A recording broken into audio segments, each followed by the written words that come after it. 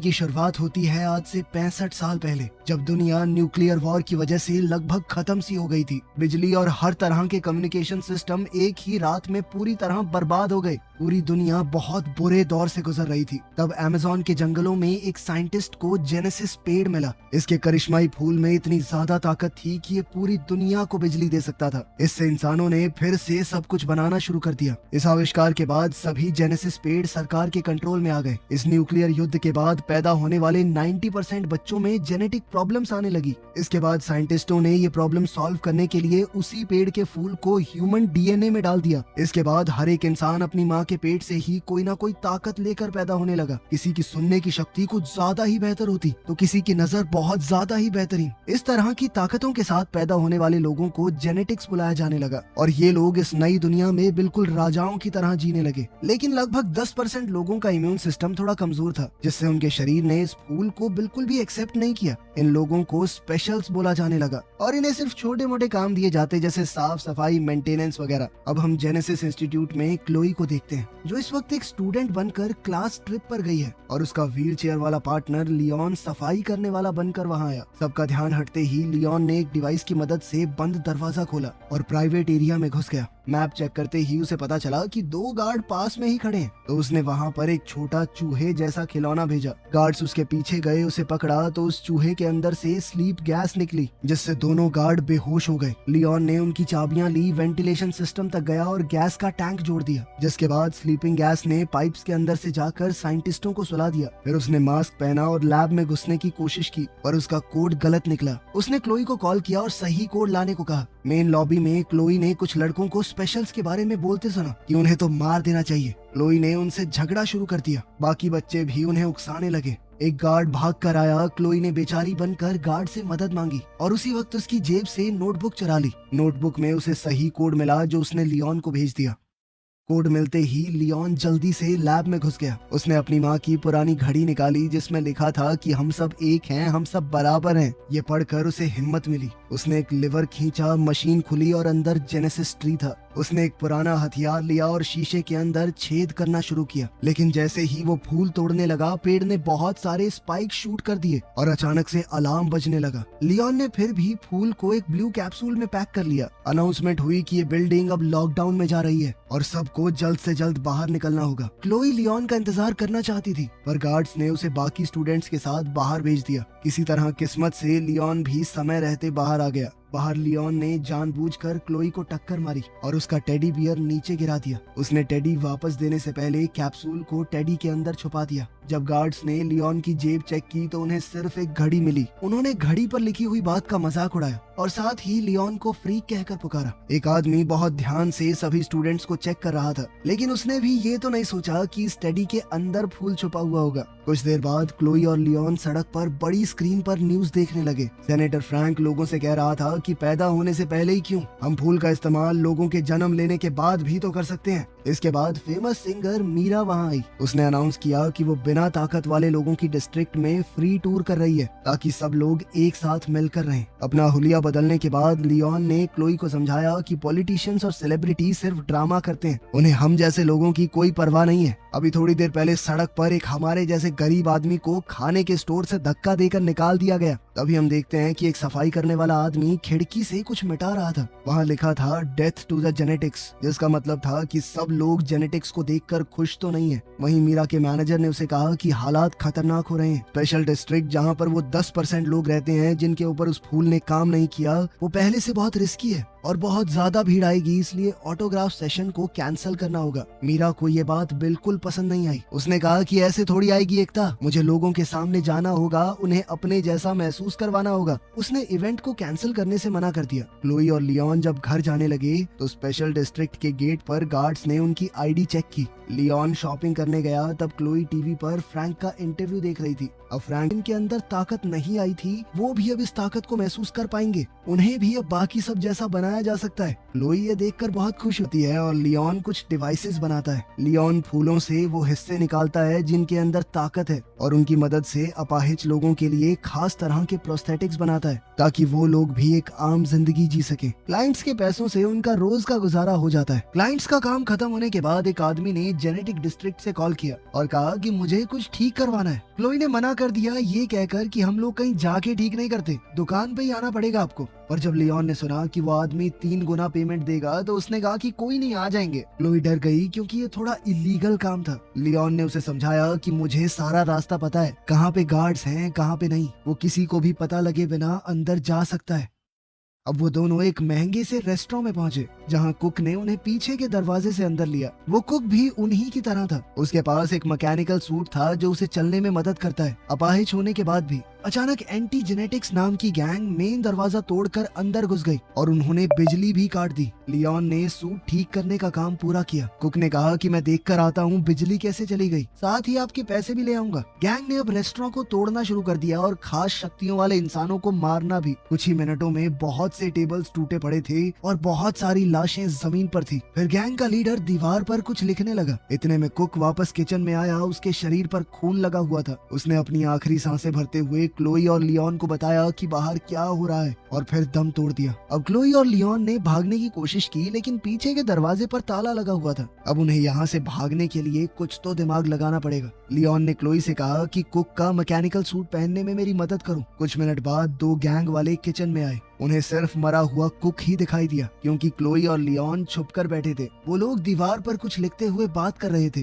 कि कल एक छोटा शो होगा और अगले दिन बहुत बड़ा काम। एक गुंडे ने अपने कुछ आइडिया देने की कोशिश की लेकिन बॉस ने उसे चाकू दिखाकर धमकाया कि प्लान में कोई बदलाव नहीं होगा, ठीक है। एक आदमी ने कागज गिरा दिया और क्लोई ने उसे उठाया। पुलिस की आवाज आई तो गुंडे निकल गए। अचानक लियोन के सूट ने कंट्रोल छोड़ दिया। सूट ने खुद ब खुद उसे खड़ा कर दिया और काउंटर पर फेंक दिया। दोनों आदमी उसके पीछे आए तो लियोन ने बर्तनों और गर्म पानी का इस्तेमाल करके उनसे लड़ाई की। लड़ाई के दौरान बॉस का मास्क हिल गया और उन्हें उसका चेहरा दिख गया। गुंडों ने लियोन को काउंटर पर दबा दिया और क्लोई उसे बचाने कूद पड़ी। फिर लियोन ने गुंडों के ऊपर आटा फेंका और जल्दी से वहाँ से निकलने की सोची। अब वो क्लोई के साथ एग्जिट की तरफ भागने लगा। सूट की ताकत से लियोन ने दरवाजा तोड़ दिया और वो दोनों वहाँ से बाहर निकल गए। बाहर लियोन को सूट में चल पाना बड़ा मुश्किल सा हो गया तो क्लोई उसे संभाल कर एक गली में ले गई। पुलिस की गाड़ियाँ पास से निकल गई पर उन दोनों को नहीं देख पाई। क्लोई ने हिसाब लगाया कि सूट की टांग थोड़ी टूट सी गई है, इसीलिए वो लियोन को घर तक सहारा देते हुए ले गई। अगले दिन रिपोर्टर्स ने पूरा केस दिखाया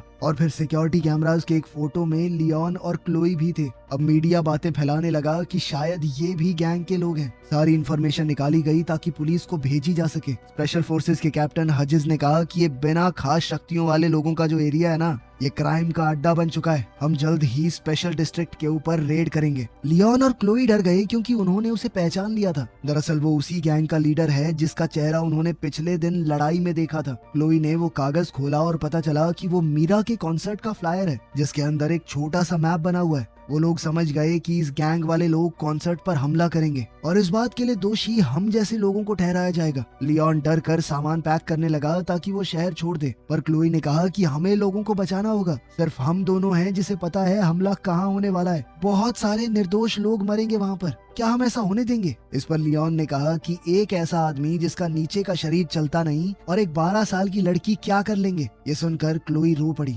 उसने कहा कि भैया तुम खुद गर्ज हो, और इतना कहकर भाग गई। लियोन चाहकर भी उसे रोक नहीं पाया। इसके बाद फ्लैशबैक में दिखाया जाता है कि एक जवान लियोन अपने पिता के ऑफिस में घुस गया था अपनी फाइल देखने के लिए। वहाँ उसे पता चला कि वो स्पेशल है। जैसे ही उसके पिता को पता चला कि उसका बेटा एक स्पेशल है, उसके पिता ने उसे वहीं पकड़ लिया। ये सब याद करके और अपनी माँ की घड़ी को देखकर लियोन ने फैसला किया कि उसे कुछ तो करना होगा।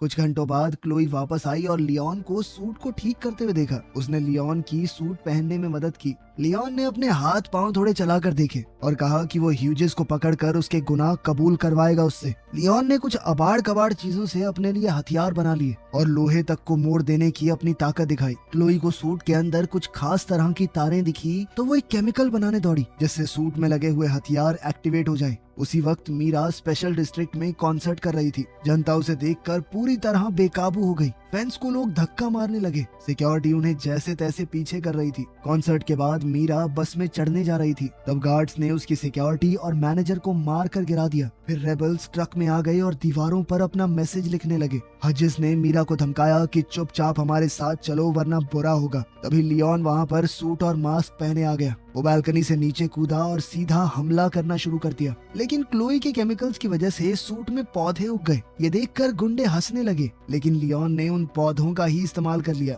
एक आदमी गैस से गिर गया, दूसरा बेलों में उलझ गया। क्लोई ने एक चोरी की हुई गाड़ी से मीरा को आवाज लगाई, जबकि लियोन हजिस और उसके लोगों से लड़ने लगा। शुरुआत में तो लियोन बढ़िया मुक्के पेल रहा था, लेकिन फिर पूरी गैंग ने उसे घेर कर नीचे गिरा लिया। तब क्लोई ने गाड़ी से एक आदमी को टक्कर मारी। लियोन मौका देखकर गाड़ी में बैठ गया, लेकिन मीरा चीखने लगी। समझाने का वक्त नहीं था, तो क्लोई जल्दी से गाड़ी भगाकर सबको वहाँ से ले गई। उन दोनों ने जल्दी से घर पहुंचकर दरवाजे बंद कर दिए। बाहर गैंग वाले उन्हें सड़कों पर ढूंढ रहे थे। वहीं टीवी पर रिपोर्टर्स बोल रहे थे कि मीरा को किडनैप करने की कोशिश की गई, लेकिन एक अनजान हीरो ने उसे बचा लिया। दूसरी ओर मीरा ने देखा कि लियोन घायल हो गया था। अब उसने जल्दी से लियोन के जख्मों पर मरहम पट्टी की और बताया कि मैं पहले एक डॉक्टर बनना चाहती थी। क्लोई ने लियोन की एकदम फ्लावर हीरो जैसी ड्राइंग बना दी, जो लियोन को तो बिल्कुल पसंद नहीं आई, लेकिन मीरा ने कहा कि नहीं है तो बढ़िया। अब लियोन ने मीरा को हजिस का सच बताया। इस पर मीरा कहने लगी कि देखो, अब मैं जल्द से जल्द घर जाना चाहती हूँ। कल मेरा एक इवेंट है फ्रैंक के साथ फैमिली सेंटर में।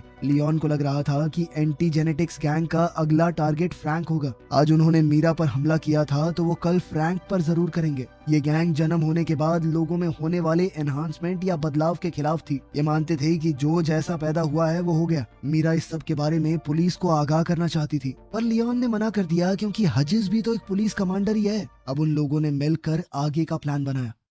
अगले दिन मीरा और लियोन फैमिली प्लानिंग सेंटर गए, जैसे वो कोई नया शादीशुदा जोड़ा हो जो बच्चे करना चाहते हैं। मीरा फेमस थी, तो उसने डॉक्टर से कहा कि सर, मैंने अपॉइंटमेंट नहीं ली और ना ही किसी को आज तक अपने पति के बारे में बताया, क्योंकि मैं मीडिया से अपने परिवार को बचाना चाहती हूँ। लियोन ने डॉक्टर को जैसे तैसे मना लिया कि वो उन्हें अपनी फैसिलिटी का एक टूर दे। इस सब के दौरान लियोन ने बड़ी चालाकी से एक चाबी चुरा ली। फिर उसने वहाँ काम करने वाले लोगों का ध्यान भटकाया, ये कहकर कि मीरा अब सबके लिए परफॉर्म करेगी। ये कहकर उन्होंने सभी लोगों को एक कमरे में इकट्ठा कर दिया। तभी एंटी जेनेटिक्स गैंग के लोग आ गए और लियोन लॉबी में उनसे भिड़ गया। गुंडे उस पर टूट पड़े तो लियोन ने गैस बॉम्ब्स छोड़े, जिससे उनके मास्क तक पिघल गए। शुरुआत में लियोन बहुत बढ़िया लड़ रहा था, लेकिन वो लोग बहुत ज्यादा थे। उन्होंने उसे नीचे गिरा लिया और वो गुंडे मिलकर उसे मारने लगे। हजिस ने उसका मास्क उतारा और उसके चेहरे पर बार बार मुक्के मारने लगा। तभी अचानक फ्रैंक की सिक्योरिटी आ गई और गुंडे भाग गए। इस पर मीरा ने बताया कि उसने ही फ्रैंक को कॉल किया था, क्योंकि वो समझ गई थी कि गुंडे ज्यादा होंगे, लियोन अकेला नहीं संभाल पाएगा। लियोन ने पूछा कि गार्ड्स ने गुंडों को फॉलो क्यों नहीं किया,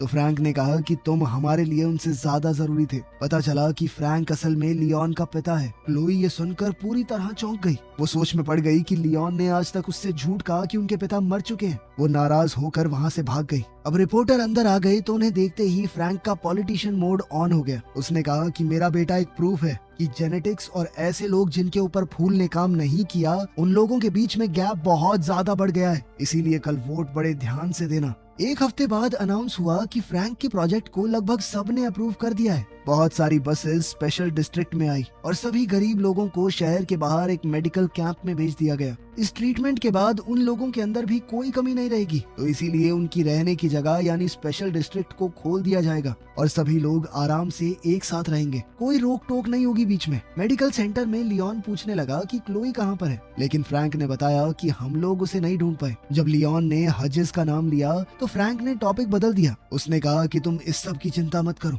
मैं बस तुम्हारा इलाज करना चाहता हूँ। लियोन ने याद दिलाया कि जब आपने माँ का इलाज करने की कोशिश की थी तो वो मर गई थी, याद है आपको? फ्रैंक ने माफी मांगी और ये माना कि मुझसे गलती हुई है। उसने बताया कि तुम्हारी माँ ने एक लेटर भी छोड़ा है, लेकिन मैं आज तक डर रहा था उसे तुम्हें देने से। जब तक मैं हिम्मत जुटा पाता तुमने घर छोड़ दिया था। अब लियोन ने लेटर खोला। उसकी माँ ने लिखा था कि मुझे तुम लोगों को छोड़ना पड़ा, उसके लिए मैं माफी चाहती हूँ। वो चाहती थी कि लियोन एक अच्छा आदमी बने, लेकिन उसे डर था कि लियोन के अंदर का गुस्सा उसके दिल को खा जाएगा, उसके अंदर कड़वाहट आ जाएगी। उसने कहा कि बेटा, लोगों को माफ करना सीखो, क्योंकि कोई भी आखिर तक साथ नहीं होता। ये सब पढ़कर लियोन अपनी माँ को याद करके रोने लगा। मीरा वहाँ आई और लियोन को ताजी हवा के लिए बाहर ले गई। बाहर घूमते हुए लियोन को क्लोई दिख गई तो उसने उससे माफी मांगी। क्लोई भी अपने भाई से ज्यादा वक्त तक गुस्सा कैसे रह पाती। फिर लियोन ने बताया कि मुझे लगता है फ्रैंक ने ही सारे हमले करवाए हैं ताकि उसका प्रोजेक्ट अप्रूव हो जाए। लेकिन उसे पकड़ने से पहले उन्हें उसके खिलाफ सबूत ढूंढना होगा। क्लोई को एक आइडिया आया और उसने एक आदमी से जिसके पास आई प्रोस्थेटिक है उसका कैमरा मांग लिया। उधर डॉक्टर्स ने अगले पेशेंट का नाम अनाउंस किया। उधर लैब में क्लोई ने वेंट्स में घुसकर रिकॉर्डिंग स्टार्ट कर दी। हजिस और फ्रैंक आपस में बात कर रहे थे। उनकी बातचीत से ये तो साफ हो गया कि उन दोनों ने मिलकर ही ये कांड किया है। अपने कुछ पेशेंट्स को बेहोश करते वक्त फ्रैंक अपना प्लान समझा रहा था। वो इन लोगों के दिमाग से एक खास तरह के जीन को निकालना चाहता था। फिर वो उस जीन को उन लोगों के अंदर इंजेक्ट करेगा जिनके अंदर खास ताकत थी। फ्रैंक इसे इंसानों का अगला एवोल्यूशन कह रहा था। फ्रैंक ने बताया कि इससे वो लोग और बेहतर हो जाएंगे, हमेशा जवान रहेंगे चाहे कोई भी उम्र हो। उसे स्पेशल्स यानी इन अपाहिज लोगों की कोई परवाह नहीं थी। इन लोगों का तो सिर्फ वो इस्तेमाल करना चाहता है उस जीन को निकालने के लिए। थोड़ी देर बाद क्लोई ने टेंट में सबको रिकॉर्डिंग सुनाई। मीरा रोते हुए वहाँ मौजूद सभी स्पेशल्स से माफी मांग रही थी क्योंकि उसे इस बारे में कुछ नहीं पता था। लियोन ने अपनी माँ के मैसेज को दोहराया कि हम सब एक बराबर हैं, हमारे अंदर कोई कमी नहीं है, इंसान हैं हम भी। ये बातें कहते हुए उसने सबको लड़ाई के लिए उकसाया। उसने कहा कि मुझे किसी भी हालत में मेरा सूट चाहिए। इस पर क्लोई ने बताया कि मैंने पहले ही स्टोरेज की चाबियां चुरा ली हैं।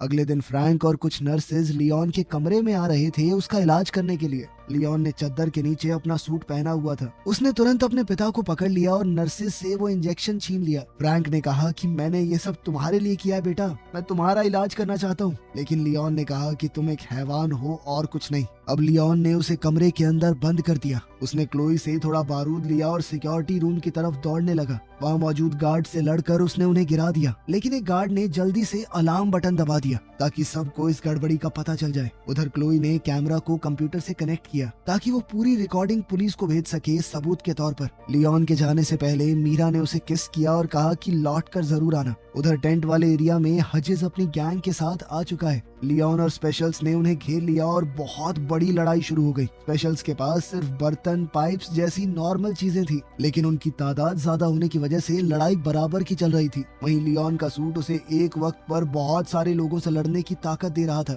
लेकिन हजिस ने बैकअप बुला लिया और हथियारों वाले बहुत से लोग आ गए। कई स्पेशल्स लड़ते हुए गिर रहे थे। वहीं लियोन हजिस से अकेले लड़ रहा था। कुछ देर बाद हजिस ने लियोन को नीचे गिरा दिया और लियोन ने भागकर बचने की कोशिश की। उधर सिक्योरिटी रूम में एक आदमी ने मीरा को गले से पकड़ लिया। तभी एक स्पेशल वहां आया और जल्दी से उस आदमी को मार गिराया। कंप्यूटर ने आखिरकार फुटेज अपलोड कर ही दी और क्लोई ने जल्दी से पुलिस को बुलाया। उधर लैब में लियोन अपनी जान बचाने के लिए रेंग रहा था। हजिस ने पीछे से आकर उसे मारा। अब टेबल्स और कंट्रोल पैनल के बीच में उनकी लड़ाई हो रही थी। लियोन ने जेनेसिस पेड़ की मशीन खोल दी और फिर एक चीज फेंक कर मारी जिससे शीशे के ऊपर क्रैक आ गया। उसकी इस हरकत के बाद तो हजिस ने लियोन को पकड़कर और मारा और उसे मशीनों के ऊपर फेंक दिया। इससे पूरा शीशा ही टूट गया। अब हजिस उसे मारने ही वाला था जब लियोन ने अचानक ही एक फूल तोड़ दिया। अब तक वो जान चुका था कि फूल तोड़ने से पेड़ के अंदर से स्पाइक निकलेंगे। वो हजिस के चेहरे में घुस गए और वो गिर पड़ा। वहीं पुलिस ने आकर फ्रैंक के सारे लोगों को अरेस्ट कर लिया। उन्हें कई सारे सबूत भी मिले। तभी क्लोई और मीरा लियोन को देखने के लिए भाग कर आई और इस बार लियोन ने आगे बढ़कर मीरा को चूम लिया। एक हफ्ते बाद सभी न्यूज चैनल्स फ्रैंक के इस घिनौने प्लान को एक्सपोज कर रहे थे। लोग कह रहे थे कि एक मास्क वाले आदमी ने सबको बचाया है। अफवाह थी कि वो फ्रैंक का बेटा है, लेकिन पुलिस वालों ने इस बात को नकार दिया। फ्रैंक खुद वहाँ से भाग गया था। अब गवर्नमेंट ने भी लोगों को अलग अलग रखने की अपनी पॉलिसी बंद कर दी। अब सब लोगों को आजादी थी, कोई भी कहीं जा सकता था। इस सब के दौरान मीरा का गला डैमेज हो गया था तो अब वो गा तो नहीं सकती, लेकिन लियोन के साथ अपनी जिंदगी में बहुत खुश है। लेकिन फ्रैंक अभी भी फरार था। कहानी के आखिर में हम उसे देखते हैं कि वो अपने बेटे को दूर से